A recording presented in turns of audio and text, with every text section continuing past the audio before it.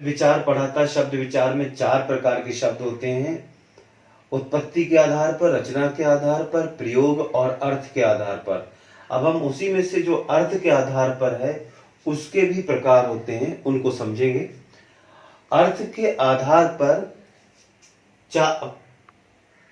5 प्रकार होते हैं। 4 में 5: एकार्थी, अनेकार्थी, विलोम, पर्याय और समरूपी भिन्नार्थक।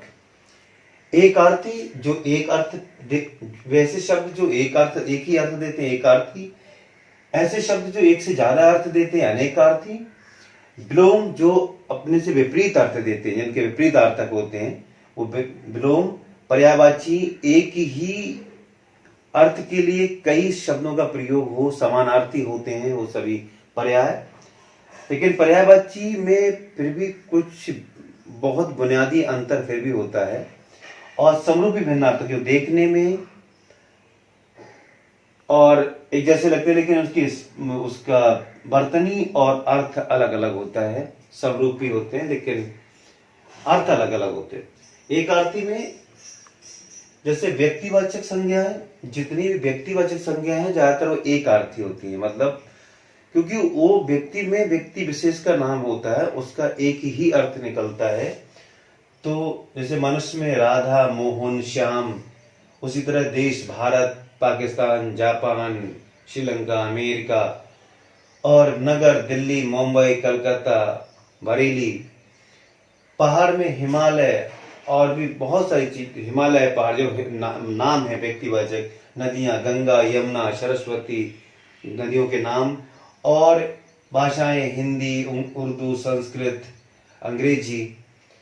भौतिक और ये पारिभाषिक शब्द जैसे विज्ञान के हों या किसी और विषय के हों, जैसे भौतिकी, तापमान आदि, ये सभी एकार्थी शब्द होते हैं। मतलब व्यक्तिवाचक संज्ञाएं, चाहे वो देश हो, पहाड़ हो, नगर हो, भाषाएं हो, नदियां हो, उन सभी के नाम या एक अर्थी होते हैं, एक ही अर्थ निकलता है इन शब्दों में।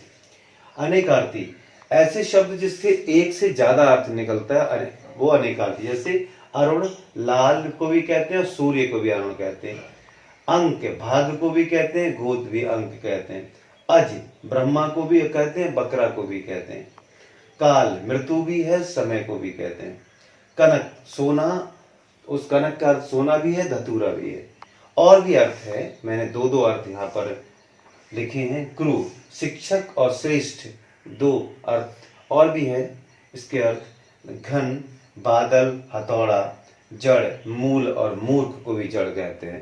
तो ये अनेकार्थी। विलोम शब्द जैसे अग्र का पश, अधम, उत्तम, अथ, यति, अनागत, विगत, अज्ञ, व्यज्ञ, अर्वाचीन, प्राचीन, अत्यधिक, स्वल्प, आलोक, तिमिर, ओजस्वी, निस्तेज, आदर्श, यथार्थ। पर्यायवाची एक ही अर्थ के लिए कई शब्दों का प्रयोग, जैसे आम, रसाल, अमृत फल, जल, सलिल, जीवक, तीर, नाराज, सायक, पर्वत, शैल, मेरु। पर्वत को पर्वत, शैल, मेरु। फूल को गुल, भूप।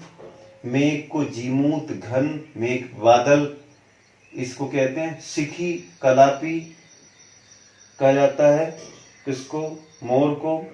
सूर्य को मार्तंड, आदित्य, सूर्य को भी कहते हैं मार्तंड, सूर्य, मार्तंड, आदित्य। और हंस को हंस भी कहते हैं, मराल भी कहते हैं। आम को यहाँ आम, रसाल, अमृत फल कहते हैं, एक ही आम के लिए आते हैं ये। और जल के लिए सलिल, जीवक, और भी जल के पर्याय हैं। इसी प्रकार समरूपी भिन्नार्थक में देखिए ग्रह और गिरह दोनों की वर्तनी अलग अलग है। इसमें रा है, उसमें ऋषि की मात्रा है। जो रा वाला ग्रह है ये नक्षत्र होता है, उसे प्लेनेट को कहते हैं। और ग्रह घर, इसमें ऋषि की मात्रा है। प्रसाद खाने वाला जो प्रसाद है उसे कहते हैं प्रासाद, कहते हैं महल को। ये देखने में समरूपी है लेकिन ये उनके उच्चारण में भी थोड़ा अंतर है और अर्थ में भी। गर्व, घमंड को कहते हैं गर्भ, स्त्री का गर्व। इस प्रकार से ये हमारे अर्थ के आधार पर शब्द हैं। फिर किसी नए विषय के साथ, नए सब्जेक्ट के साथ मिलेंगे। धन्यवाद।